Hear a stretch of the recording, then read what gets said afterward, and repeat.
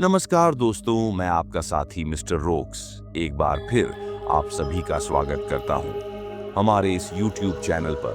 दोस्तों, truck driving एक आम काम है, लेकिन कभी-कभी ये काम आपको ऐसी जगहों पर ले जाता है जहां से वापस आना नामुमकिन हो जाता है। विजय मेरा दोस्त, उसके साथ ये घटना लगभग आज से 5 साल पहले घटित हुई और उसने इस घटना को मेरे साथ शेयर किया था। तो दोस्तों, चलिए अब इस पूरी घटना को हम विजय के पर्सपेक्टिव से ही सुनेंगे। राजस्थान की वीरान सड़कों पर आधी रात के उस सन्नाटे में, जब हवा में अजीब सी सरसराहट थी और हर छाया डर को और बढ़ा रही थी, तब मेरी मुलाकात हुई लाली से। वो एक आम मुसाफिर लग रही थी, लेकिन उसके साथ सफर करने के बाद मुझे समझ आया कि वो कोई आम औरत नहीं थी, बल्कि आपकी रगों में खून जमा देने वाली औरत थी, जिसे हम चटकिनी के नाम से भी जानते हैं। मैं विजय, मैं पिछले 10 सालों से ट्रक चला रहा हूँ। लंबी दूरी के सफर और सुनसान सड़कों का इतना आदी हो चुका हूँ कि अब डर जैसा कोई एहसास नहीं रहा। लेकिन उस रात कुछ ऐसा हुआ जिसने मेरी सारी हिम्मत को चकनाचूर कर दिया। मुझे याद है, वो दिसंबर की एक ठंडी रात थी। मैं ट्रक लेकर राजस्थान के रेतीले इलाकों में सफर कर रहा था। मैं जोधपुर से दिल्ली की ओर जा रहा था। रात में सड़कें बिल्कुल सुनसान थीं।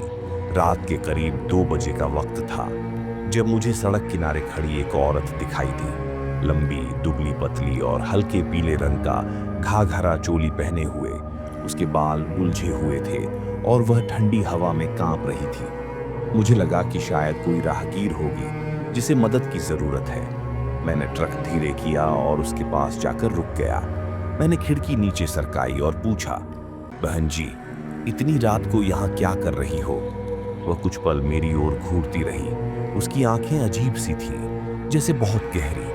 फिर थोड़ी देर बाद धीमे स्वर में बोली, भैया, मुझे आगे वाले गांव छोड़ दोगे क्या?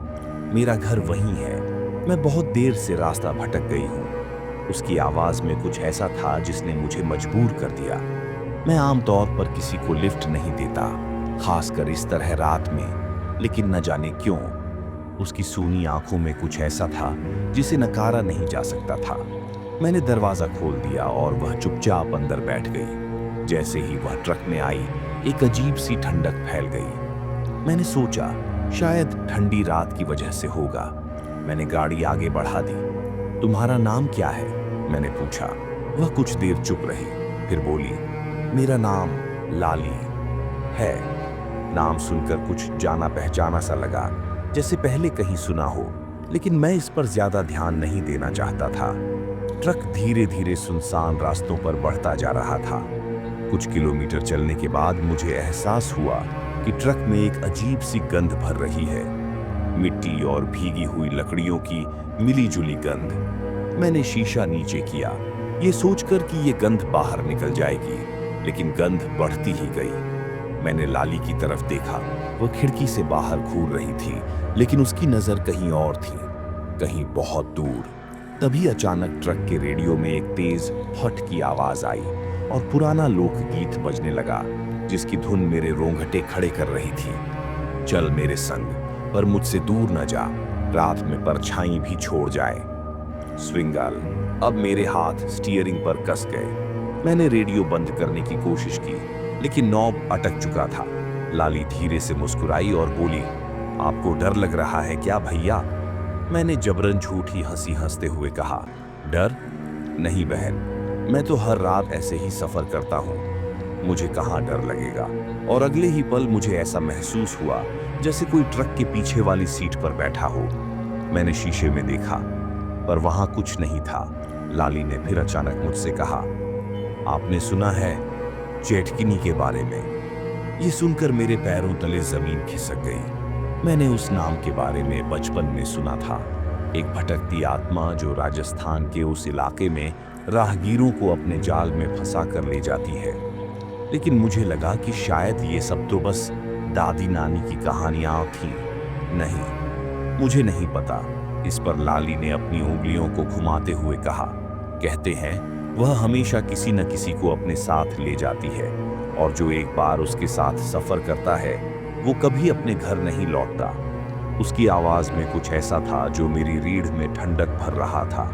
मैंने बात को टालते हुए उससे कहा, बस इस गांव के बाद तुम्हें छोड़ दूंगा, और मैंने ट्रक की स्पीड और बढ़ा दी। लेकिन जैसे जैसे हम आगे बढ़े, सड़क पर कोहरा गहराने लगा। ट्रक की हेडलाइट्स भी मुश्किल से कुछ दूर तक रोशनी फैला पा रही थीं। तभी अचानक लाली ने धीरे से कहा, रुक जा रे, हमारा घर आ गया रे। मैंने ट्रक रोका और देखा, वहां कोई गांव नहीं था, सिर्फ एक टूटा फूटा सुनसान मंदिर था। मैं असमंजस में था। मैंने उससे पूछा, तुमने तो कहा था कि यहाँ गांव है। लाली ने धीरे से कहा, नहीं, हमारा तो यही घर है। मैं असमंजस में था, लेकिन मैं इतना तो जान चुका था कि ये औरत कोई साधारण औरत नहीं थी और वो मुझसे कुछ तो छिपा रही थी। मैंने ट्रक का गेट खोलकर नीचे उतरने की कोशिश की, लेकिन दरवाजा जाम हो चुका था। तभी मैंने ट्रक की खिड़की से साइड मिरर में देखा। लाली उस मिरर में नजर ही नहीं आ रही थी, लेकिन वो तो अभी भी सीट पर बैठी थी। लेकिन ये सब देखकर मेरे हाथ कांपने लगे। मैंने ध्यान से उसकी ओर देखा।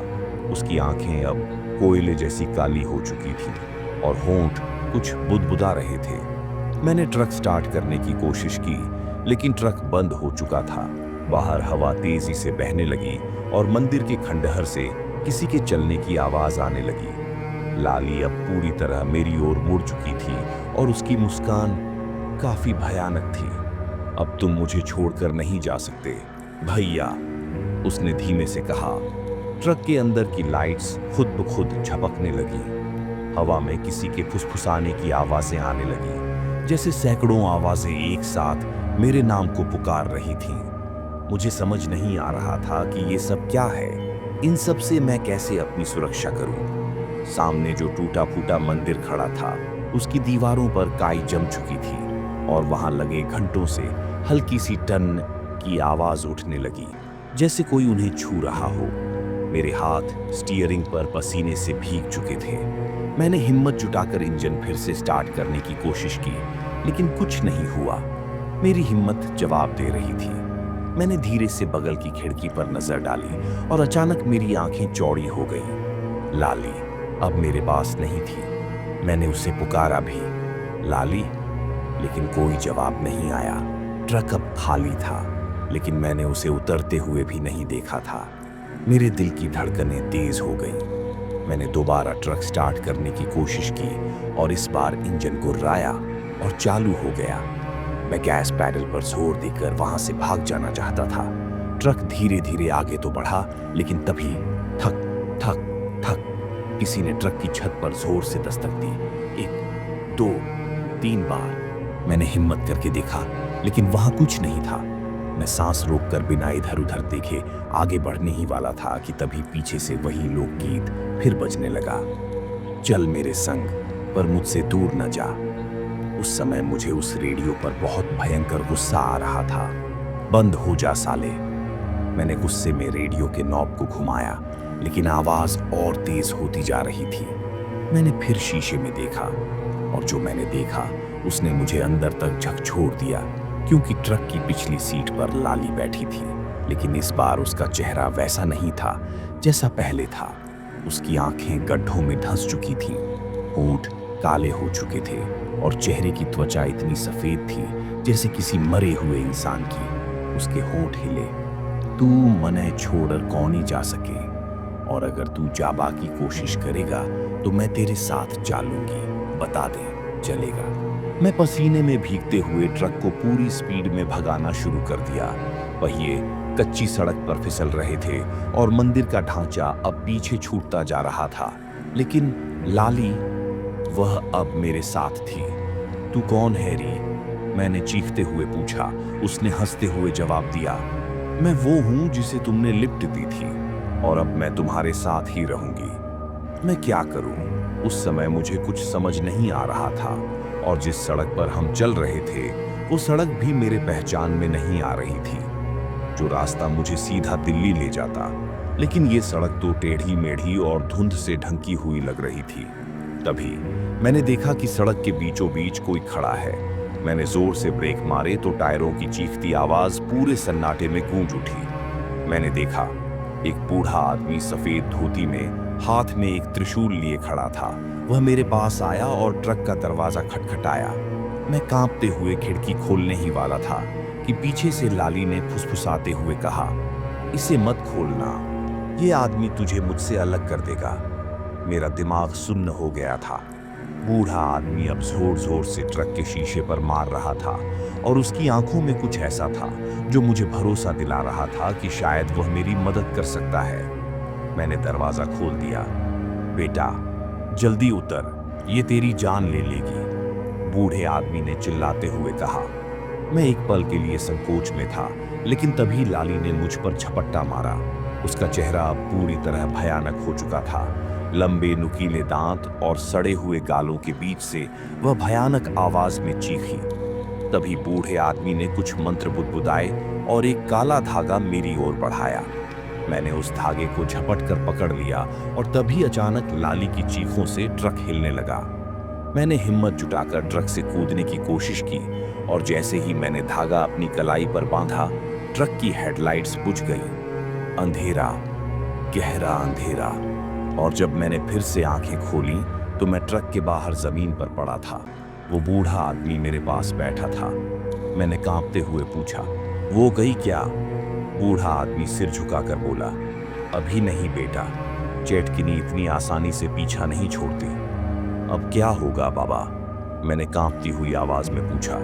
बूढ़े ने मेरे कंधे पर हाथ रखा और गहरी सांस लेते हुए बोला, बेटा, तूने जिसे अपने ट्रक में बैठाया था वो इंसान नहीं थी, तो फिर क्या थी? मैंने धीरे से पूछा। बूढ़े ने दूर मंदिर के खंडहरों की ओर इशारा किया।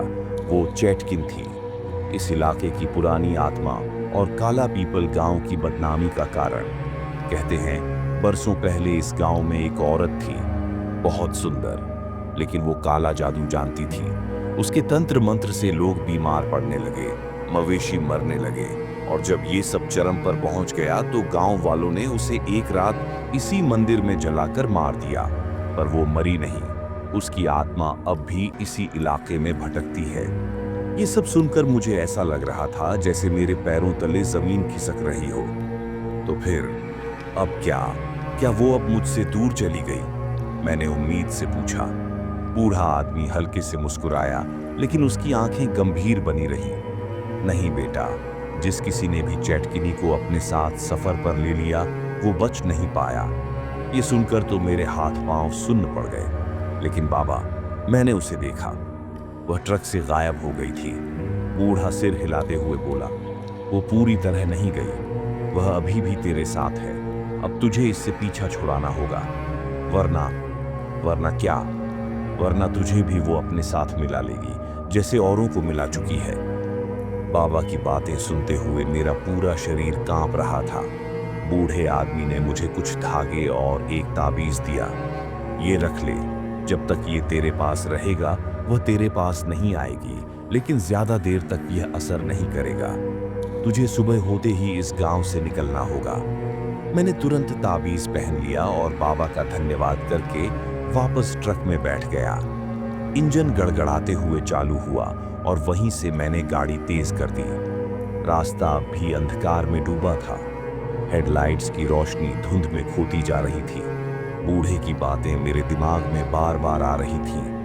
वो तुझे छोड़कर नहीं जाएगी। कुछ देर बाद मैंने रेडियो फिर से चालू करने की हिम्मत की, लेकिन इस बार सिर्फ खाली सरसराहट का शोर सुनाई दे रही थी। अचानक फिर से वही थक थक, जैसे किसी ने ट्रक की छत पर दस्तक दी हो। मैंने रियर व्यू मिरर में झांका और कुछ नहीं दिखा, लेकिन अगले ही पल मुझे ट्रक के शीशे से किसी के हाथ लटकते हुए नजर आए। वे हाथ काफी भयानक थे, उसके लंबे लंबे नाखून थे। तभी रेडियो से वही डरावना लोकगीत फिर से गूंज उठा, चल मेरे संग पर मुझसे दूर न जा।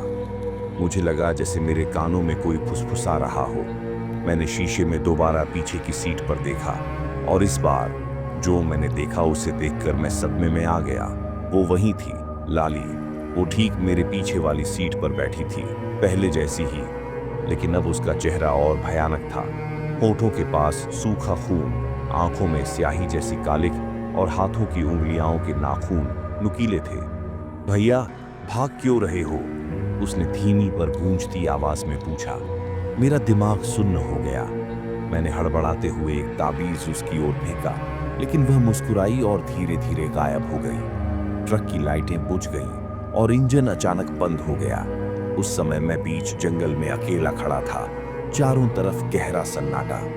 मैंने ट्रक से नीचे उतरने की हिम्मत की, लेकिन जैसे ही मैंने दरवाजा खोला, चारों ओर से किसी के हंसने की आवाजें आने लगीं। मैंने चारों ओर देखा, वहां पेड़ों के पीछे परछाइयां दिख रही थीं और तभी किसी ने मेरे कंधे पर हाथ रखा। मैं घबराते हुए मुड़कर देखा, लेकिन वहां कुछ नहीं था। मैं ट्रक में वापस जा बैठा और चाबी घुमाई। इंजन गुर्राते हुए चालू हो गया और मैं पूरी स्पीड में वहां से भाग निकला। जब मैं हाईवे पर पहुंचा, तब तक सुबह हो चुकी थी। हल्की धुंध हटने लगी थी और सड़क पर ट्रक दौड़ने लगा। मैंने राहत की सांस ली और सोचा कि शायद मैंने उस भयानक औरत से पीछा छुड़ा लिया है। लेकिन तभी मैंने अपने रियर व्यू मिरर में देखा। पीछे वाली सीट पर लाली फिर से बैठी थी। उस समय उसका चेहरा एक कंकाल में बदल चुका था। आंखों के गड्ढे खाली थे और वह भयानक तरीके से मुस्कुरा रही थी। मैंने घबराकर मिरर तोड़ दिया और ट्रक को हाईवे के किनारे रोक दिया। लेकिन मिरर के टूटते ही एक आवाज आई, तू नहीं बच सकता भैया। ट्रक का इंजन धीमे धीमे धक धक कर रहा था और मेरी धड़कन उससे भी तेज। मैं हाईवे के किनारे गाड़ी रोककर सिर पकड़कर बैठ गया। मुझे अब यकीन हो चुका था कि मैं किसी आम मुसीबत में नहीं फंसा था। ये कुछ और था, कुछ बहुत बुरा। सुबह हो चुकी थी, लेकिन सूरज की रोशनी भी उस ठंडे डर को कम नहीं कर पा रही थी जो मेरे अंदर घर कर चुका था। मेरे मन में बस एक ही सवाल था कि अब मुझे इससे छुटकारा कैसे मिलेगा। तभी मुझे याद आया वो बूढ़ा आदमी। मैं बिना देर किए तुरंत ट्रक मोड़ा और वापस उसी रास्ते पर चल पड़ा जहां रात को वो मिला था। रास्ते पर अब दिन के समय थोड़ी चहल पहल थी, पर जैसे ही मैं मंदिर के खंडहरों के पास पहुंचा, मैं वहां का नजारा देखकर सन्न रह गया, क्योंकि उस समय वहां बिखरे खंडहरों की जगह अब जलती हुई धूनी और काले रंग के धागों से बंधे कुछ जानवरों की हड्डियां रखी थीं। धुआं सीधा आकाश में उठ रहा था और हवा में अजीब सी गंध थी, कुछ ऐसा जैसे सड़ा हुआ मांस और लोबान का मिश्रण पकाया जा रहा था। तभी एक कांपती हुई आवाज मेरे कानों में आई, आ गए वापस। मैंने चौंक कर पीछे देखा। वही बूढ़ा आदमी वहां खड़ा था, लेकिन इस बार उसकी आंखों में और भी ज्यादा गहराई थी, जैसे वह सब कुछ पहले से जानता हो। बाबा, वो फिर से आ गई है। मेरी आवाज कांप रही थी। बूढ़ा आदमी कुछ क्षण मुझे देखता रहा, फिर बोला, मैंने कहा था ना, चैटकिनी किसी को इतनी आसानी से नहीं छोड़ती। मैंने बाबा से कहा, तो अब मैं क्या करूं? मैं जहां भी जाता हूं वो हर जगह मेरा पीछा कर रही है। बाबा ने गहरी सांस ली और मंदिर के अंदर इशारा किया, आ अंदर, तुझे सब बताता हूं। मैं और बाबा मंदिर के भीतर गए। वहां हर तरफ अजीब से प्रतीक चिन्ह उकेरे गए थे। बाबा ने मुझे एक लकड़ी का छोटा सा बक्सा दिखाया, जिसे खोलते ही अंदर से काले कपड़े में लिपटी एक पुरानी तस्वीर निकली। मैंने गौर से देखा तो तस्वीर में वही लाली थी, मगर जिंदा, और साथ में कुछ औरतें भी उसके साथ खड़ी थीं। ये तस्वीर कहाँ की है और ये कौन है? मैंने पूछा। बाबा ने जवाब दिया, ये औरत कोई और नहीं बल्कि लाली ही है, जो आज भी वही भटक रही है। तो बाबा, अब मैं क्या करूं? बाबा ने गंभीर स्वर में कहा, तुझे उसी गांव जाना होगा। वहां कुछ अधूरे काम बाकी हैं। जब तक उन्हें तू पूरा नहीं करेगा, वो तुझे चैन से जीने नहीं देगी। मुझे इन सब पर यकीन नहीं हो रहा था। एक ट्रक ड्राइवर होने के नाते मैंने बहुत सी अजीब चीजें देखी थी, लेकिन ये तो हद से बाहर था। मुझे वहां जाकर क्या करना होगा बाबा? ये सुनकर बाबा ने मेरी तरफ एक काले धागे से बंधी नींबू मिर्च की माला बढ़ाई और कहा, उसकी असली कब्र खोजनी होगी।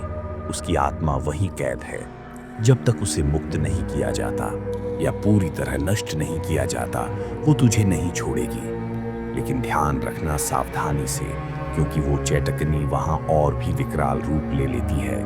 मैंने बाबा को धन्यवाद कहा और ट्रक में वापस आ गया। वहां से बाबा के बताए अनुसार उस गांव की ओर चल दिया। मेरे मन में सिर्फ एक ही सवाल था, क्या मैं इस काम को पूरा कर पाऊंगा? सड़कों के दोनों तरफ सूखे पेड़, जिनकी टहनियां ऐसे लग रही थीं जैसे वे किसी को अपनी ओर बुला रही हों। सूरज धीरे धीरे ढलने लगा और अंधेरा फिर से अपना कब्जा जमाने लगा। तभी अचानक ट्रक की हेडलाइट्स खुद ही बंद हो गई। मैंने कई बार स्विच ऑन ऑफ किया, लेकिन कुछ नहीं हुआ। मैं ट्रक से उतरने ही वाला था कि किसी ने मेरे कानों में फुसफुसाया, वापस मत जा, नहीं तो मर जाएगा। मैंने घबराकर चारों ओर देखा, लेकिन वहां कोई नहीं था। मेरी सांसें तेज हो गईं। जैसे तैसे मैंने ट्रक की हेडलाइट्स को फिर से चालू किया और गांव की ओर बढ़ा। कुछ किलोमीटर बाद दूर एक टूटा हुआ बोर्ड दिखा, जिस पर लिखा हुआ था, काला पीपल गांव। मेरे हाथों की पकड़ स्टीयरिंग पर और कस गई। मैं गांव के अंदर घुसा। गांव पूरी तरह वीरान था। टूटी फूटी झोपड़ियां, सूखे कुएं और चारों ओर फैली खामोशी। अचानक ट्रक के सामने कुछ गिरा। मैंने ब्रेक लगाया और देखा, वो लाली थी। अब उसका चेहरा पूरी तरह बदल चुका था। उसकी आंखों में गहरा काला रंग भर गया था और उसके नाखून लंबे और नुकीले हो चुके थे। मुझे नहीं रोक सकते, विजय, वह फुसफुसाई। मैंने ताबीज को कसकर पकड़ लिया और ट्रक के हॉर्न को जोर से बजाया। जैसे ही हॉर्न की आवाज गूंजी, लाली गायब हो गई। गांव पहुंचकर मैंने एक बुजुर्ग आदमी से इस बारे में बात की तो पता चला कि लाली की कब्र गांव के सबसे पुराने पीपल के पेड़ के नीचे है। मैं वहां गया और खुदाई शुरू कर दी। जैसे जैसे मिट्टी हट रही थी, वहां अजीब सी आवाजें आने लगी। हवा तेज हो गई और तभी मिट्टी के नीचे से एक कंकाल निकला। उसके साथ ही एक लोहे की संदूक थी। मैंने जैसे ही उसे खोला, अचानक चारों तरफ अंधेरा छा गया और कोई बहुत जोर से चिल्लाया, तूने गलती कर दी विजय। मैंने हड़बड़ाकर संदूक में रखा, ताबीज निकाला और मंत्र पढ़ने लगा जो बाबा ने सिखाया था। अचानक जमीन हिलने लगी और चेटकिनी की चीखें पूरे गांव में गूंजने लगी। कुछ ही पलों में सब शांत हो गया। हवा फिर से धीरे धीरे चलने लगी थी। मुझे समझ आ गया था कि चेटकिनी अब खत्म हो चुकी है। मैंने राहत की सांस ली और ट्रक में बैठकर गांव से बाहर निकला। अब रास्ता साफ था, सूरज उगने लगा था और मैं दिल्ली की ओर बढ़ चला था। लेकिन जब मैंने पीछे मुड़कर देखा तो ट्रक की पिछली सीट पर टूटी हुई चूड़ियां रखी थी जो लाली ने पहनी थी। मैं उन्हें उठाया और बाहर सड़क पर फेंक दिया। अब सब कुछ शांत था। फिर मैंने सड़क पर नजरें टिका ली और चल पड़ा अपने सफर की ओर, एक योद्धा के भांति जंग जीतकर। कुछ रास्ते मंजिल तक नहीं, बल्कि अंधेरे की गहराइयों तक ले जाते हैं। विजय भले ही उस रात बचकर आ गया, लेकिन उस रात का खौफ उसके साथ अब भी जिंदा है। कौन थी वो रहस्यमयी औरत? क्या सच में उसने पीछा छोड़ दिया, या अब भी उसी सुनसान सड़क पर किसी नए मुसाफिर का इंतजार कर रही है? अगर अगली बार आप भी किसी वीरान रास्ते पर अकेले हों और कोई अजनबी मदद मांगे तो 2 बार सोचिएगा, क्योंकि कभी कभी जो दिखता है वो हकीकत नहीं होता और कुछ सफर ऐसे होते हैं जिनका कोई अंत नहीं होता। दोस्तों, अगर वीडियो पसंद आया हो तो इसे लाइक करें, शेयर करें और हमारे चैनल को सब्सक्राइब करें। धन्यवाद।